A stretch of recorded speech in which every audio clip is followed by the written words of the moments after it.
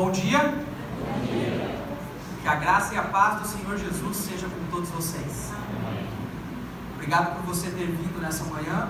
Lembre-se que esse sempre é um momento do nosso encontro com Deus. Vocês já têm os momentos de encontro com Deus de vocês particulares, tem também aquele momento de encontro nos outros dias da semana dentro de cada departamento, mas nas quartas e nas sextas-feiras nós temos o nosso encontro público, onde todos nós aqui nos reunimos para louvarmos ao Senhor. Vocês viram que belos louvores nós cantamos, e também para nós ouvirmos a palavra de Deus.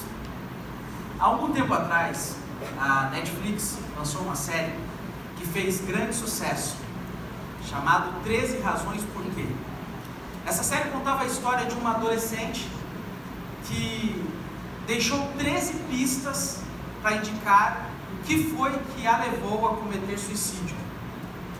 E essa série foi muito divulgada, muitas pessoas assistiram, é provável que vários de vocês tenham assistido.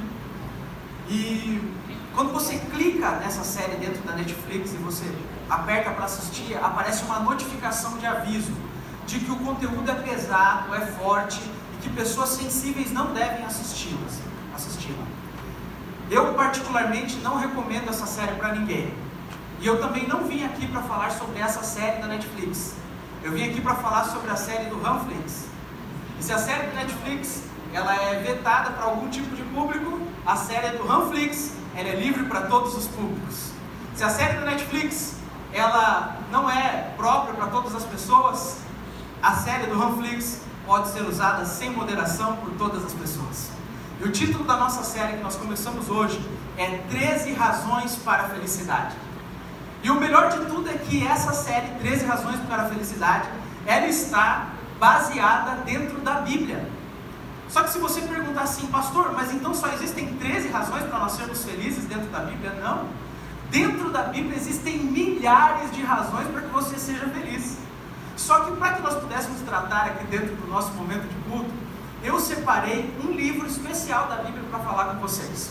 E nós vamos estudar essas 13 razões pela felicidade dentro desse único livro, que aliás é um livro pequenininho dentro do Novo Testamento. Ele se chama Filipenses. Tem apenas 4 capítulos, mas dentro desses 4 capítulos de Filipenses existem mais de 30 referências à felicidade, à alegria, ao gozo que deve existir na vida de um genuíno cristão. A carta aos Filipenses é conhecida pelos teólogos e estudiosos como a carta da felicidade, a epístola da alegria. Quem escreveu essa carta foi o apóstolo Paulo. E quando ele fundou essa igreja chamada Filipenses, a igreja dos Filipenses, as circunstâncias que Paulo levou para fundar aquela igreja não foram circunstâncias fáceis. O livro de Atos diz que quando Paulo chegou na cidade de Filipos, uma cidade completamente pagã, e começou a levar a palavra de Deus, a evangelizar, a pregar, o que aconteceu? Ele foi duramente perseguido. Ele foi açoitado, foi jogado dentro de um calabouço, ficou preso junto com seu amigo Silas. Foi nessa circunstância que vocês se lembram, o livro de Atos diz que Paulo e Silas louvaram ao Senhor mesmo estando presos. E mesmo no meio daquelas circunstâncias mais adversas, Paulo foi persistente, insistiu, pregou o evangelho de Jesus e muitas pessoas se converteram. Mas Paulo nem sonhava que no meio daquelas mais cruéis e adversas circunstâncias da vida dele, ele estaria fundando a igreja que seria a fonte de maior alegria para a vida e para o ministério dele, que era a igreja de Filipos. E quando Paulo escreve essa carta, com um teor de tanta alegria, de tanta felicidade, sabe aonde que Paulo estava? Paulo estava preso em Roma, aguardando sua condenação, que o levaria para a morte. Mas ele escreve sobre alegria, ele escreve sobre felicidade. Eu quero convidá-los para nós analisarmos então, nessa série, 13 razões que são encontradas no livro de Filipenses. Tem mais, mas eu separei 13 para nós também nos regozijarmos e sermos felizes. 13 razões para que você viva uma vida em abundância e em felicidade. A primeira razão nós encontramos já logo no primeiro capítulo desse livro. Está em Filipenses capítulo 1, versos 3 e 4, e ele diz assim: dou graças ao meu Deus por tudo que lembro de vocês, fazendo sempre com alegria súplicas por todos vocês em todas as minhas orações. Paulo apresenta aquelas pessoas que a oração era um motivo de alegria. De acordo com Paulo, quando ele se ajoelhava na presença do Eterno, aquilo trazia fonte de alegria para o coração dele, porque ele sabia que no eterno ele encontrava em Deus uma fonte de segurança, uma fonte de apoio, uma fonte de amparo. Eu não sei se você já parou para pensar o que é a oração. A oração é o ser humano, simples, pecador, pequeno como é, se aproximando diante do Criador do universo. Você já parou para pensar na grandeza de Deus? Para você imaginar um pouquinho, Deus criou todas as coisas, é isso que a Bíblia afirma. No universo observável a partir do planeta Terra, os cientistas acreditam que existem cerca de 2 trilhões de galáxias. Entre essas 2 trilhões de galáxias, existe uma galáxia que é a que a gente vive. Essa galáxia é chamada de Via Láctea. Dentro da Via Láctea, de acordo com os cientistas, existe cerca de 100 bilhões de estrelas, algumas delas muito superiores em tamanho ao Sol. E ainda dentro da Via Láctea, 100 bilhões de planetas. E desses 100 bilhões de planetas, segundo os cientistas, 60 bilhões deles poderiam ter vida humana, porque dão condições favoráveis para a vida humana. E entre esses 60 bilhões de planetas que poderia ter vida humana, Deus criou um planetinha pequenininho dentro de um sistema solar pequeno chamado Terra. E quando você vem para dentro da Terra, você encontra 7 bilhões de pessoas que foram criadas por esse mesmo Deus. E entre essas 7 bilhões de pessoas está cada um de vocês que estão aqui sentados. Está Sara. E Sara, esse Deus que criou o universo inteiro, essas bilhões, trilhões de galáxias, esses trilhões infinitos planetas, mundos habitáveis. Esse Deus, quando você fecha os seus olhos, Sara, e você profere uma prece, Ele se inclina do trono dele para te ouvir. Parem para pensar que privilégio para nós é a oração. É o derramar da alma perante Deus. A oração deve ser a respiração da nossa alma. Paulo fala da alegria que ele tinha em poder levar as pessoas que ele amava ante ao trono da graça. E você também pode fazer isso, orar, interceder pelas outras pessoas. Há uma frase muito interessante que eu gosto, está registrada no livro Caminho a Cristo, e esse livro eu recomendo para todos vocês. Se você ainda não leu, é seu dever lê-lo. Caminho a Cristo, autor Ellen White. E a frase é a seguinte: a oração é o abrir o coração a Deus como a um amigo. Não que seja necessário a fim de tornar conhecido a Deus o que somos, mas sim para nos habilitar a recebê-lo. A oração não faz Deus baixar até nós, mas nos eleva para perto dele. A oração te faz chegar mais perto de Deus. Paulo só pôde enfrentar todas aquelas adversidades para fundar essa igreja. Paulo só pôde um dia permanecer em pé e inabalável diante dos governantes e reis da terra naquela época, porque um dia havia se ajoelhado na presença do Rei dos Reis e do Senhor dos Senhores. Quem se ajoelha diante da presença de Deus não sucumbe diante das dificuldades. Crie, desenvolva o hábito da oração. A linha para falar com Deus nunca se acha ocupada. Deus sempre está disposto a te ouvir. Mas a segunda razão para a felicidade que eu gostaria de trazer para vocês nessa manhã, ela se encontra ainda no capítulo 1 de Filipenses, versículo 25. E Paulo diz as seguintes palavras: e convencido disso, estou certo de que ficarei e permanecerei com todos vocês, para que progridam e tenham alegria na fé. De acordo com Paulo, uma genuína fé é uma fonte de alegria para todo genuíno cristão. E eu pergunto para vocês, será que existe felicidade maior, alegria maior, do que aquela que pode ser encontrada na fé, através da pessoa do Senhor Jesus Cristo? Muitas pessoas, elas se sentem infelizes por causa dos fardos que carregam, não se perdoam por causa de seus erros do passado, carregam aquele peso das circunstâncias em seus ombros, não conseguem tampouco perdoar os outros. Mas quando você tem um encontro com Jesus, quando você entende o que Ele fez por você na cruz, que Ele levou sobre si o peso dos seus pecados, que Ele pagou o preço da sua transgressão, e Ele te dá liberdade, te dá uma nova vida, te dá direito a escrever uma nova história daqui por diante. Quando você entende esse intenso sacrifício de Jesus por você, você se esquece daqueles fardos, você deixa aquele fardo pesado no chão, e agora você pode caminhar feliz para um novo rumo, para um novo futuro. Paulo entendia isso. Ele havia vivido uma vida muito difícil no passado, tinha sido perseguidor dos cristãos, mas quando ele encontrou a Jesus, ele disse as seguintes palavras: uma coisa eu faço, que é esquecendo-me das coisas que para trás ficam, e olhando para as que estão diante de mim, eu sigo para o alvo da soberana vocação de Deus em Cristo Jesus. Você não precisa mais se preocupar com seus problemas do passado. Esqueça o passado. Jesus está dando para você uma nova vida. Não uma nova vida para viver só nessa terra feliz, mas uma vida que vai perdurar por toda a eternidade. E uma outra coisa que a fé traz para você é a confiança. Se por um lado algumas pessoas vivem com os fardos do passado, outras vivem preocupadas com o futuro. É a famosa enfermidade que nós chamamos de ansiedade. Você se preocupa tanto com o futuro que acaba não conseguindo viver o presente, que acaba não conseguindo desfrutar da vida intensamente. Só que a fé, ela gera no seu coração a confiança. Que tipo de confiança? A confiança de que há um Deus soberano que está cuidando de todas as coisas para você. Você não precisa temer o seu futuro. Deus está cuidando da sua vida. Já tem um futuro de sucesso planejado e profetizado dentro da Bíblia para você. Tudo que você precisa fazer é crer e aceitar para que esses grandes propósitos de Deus se cumpram em sua vida. Então se lembre, ore, porque a oração é uma fonte de felicidade. E tenha fé, confie em Deus, porque isso será para você também uma fonte de felicidade. Hoje eu vou falar para vocês 4. Eu quero falar a terceira agora.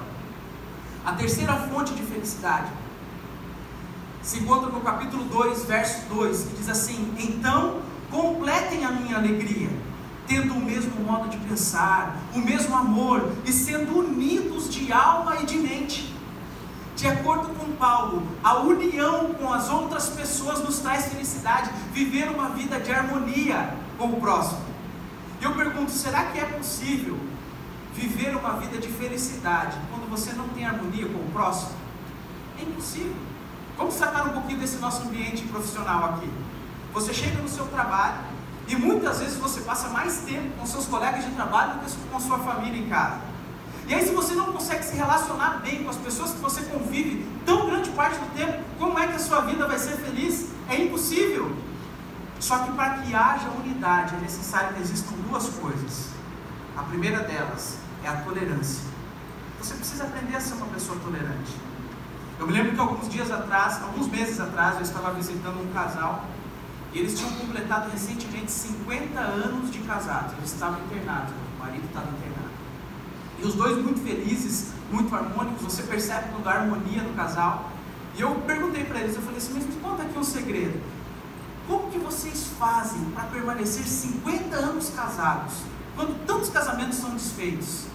E aquele senhor olhou para mim, os olhos dele se encheram de lágrimas, e ele disse assim: pastor, são duas coisas, tolerância e respeito. Muitas vezes eu acho que eu estou certo, mas eu não falo para ela, eu deixo, porque eu aprendi que a tolerância, o amar é mais importante do que a razão. Teve um amigo meu que falou uma vez uma frase que dizia assim: às vezes é melhor ter paz do que ter razão. É verdade ou não? Imagine se nós aplicássemos essa tolerância dentro do nosso ambiente de trabalho, o respeito dentro do nosso ambiente de trabalho. E chama a atenção que dentro do texto aqui, Paulo também fala de algo importante, que é a simpatia, a empatia. É você entender, se colocar no lugar da outra pessoa. Às vezes a gente julga o próximo, a gente fala uma palavra grosseira, mas a gente não se coloca no lugar da outra pessoa. Deus quer que a gente desenvolva esse espírito de unidade, porque o espírito de unidade, a coletividade, vai fazer com que a gente viva uma vida mais feliz. Deixa eu ler para vocês um breve texto que eu encontrei aqui. Se chama o Círculo da Tolerância. Diz assim, ó: um famoso senhor com poder de decisão gritou com o diretor de sua empresa porque estava com ódio naquele momento. O diretor, chegando em casa, gritou com sua esposa, acusando-a de que estava gastando demais, porque havia um bom e farto alimento sobre a mesa. Sua esposa gritou com a empregada, que quebrou um prato. A empregada chutou o cachorrinho, no qual tropeçaram. O cachorrinho saiu correndo e mordeu uma senhora que estava atrapalhando o caminho por onde ele estava passando. A senhora foi até a farmácia para fazer um curativo e gritou com o farmacêutico, porque a vacina doeu ao ser aplicada. O farmacêutico, chegando em casa, gritou com sua mãe, porque o jantar não estava do seu agrado. Sua mãe, tolerante, um manancial de amor e perdão, afagou-lhe seus cabelos, beijou-o na testa e disse: filho querido, prometo-lhe que amanhã farei os seus doces favoritos. Você trabalha muito, está cansado e precisa de uma boa noite de sono. Vou trocar os lençóis da cama para você, para que você possa dormir na cama bem limpinha e cheirosa, e assim você vai poder descansar em paz. Amanhã você vai estar melhor. E o abençoou, retirando-se e deixando-o sozinho com seus pensamentos. Naquele momento, rompeu-se o círculo do ódio, porque esbarrou-se com a tolerância, a doçura, o perdão e o amor. Faça você o mesmo. Interessante, né? O autor, desconhecido, mas um texto que faz a gente refletir. E a quarta razão para a felicidade, nós encontramos ela no livro de Filipenses, capítulo 2, verso 28, que diz assim: por isso, tanto mais me apresso em mandá-lo, para que, vendo-o novamente, vocês fiquem alegres e eu tenha menos tristeza. Na igreja de Filipenses existia um homem que se chamava Epafrodito. Epafrodito tinha ficado muito doente e a igreja tinha achado que ele tinha morrido, mas ele sobreviveu.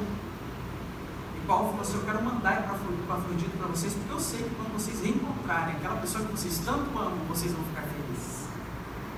De acordo com a Bíblia, nós podemos encontrar felicidade ao reencontrar as pessoas que a gente ama. Vocês estão vendo aí atrás uma imagem minha com meu filho, Samuel.